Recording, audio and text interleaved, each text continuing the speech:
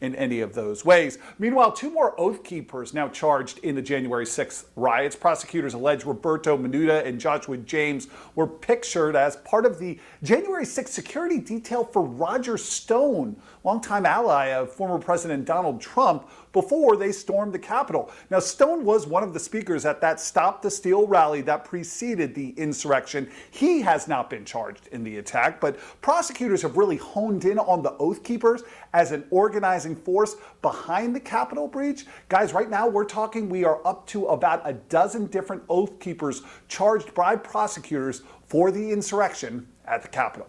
Guys? Yeah, we know more arrests potentially are still coming. Eric Flack, thank you.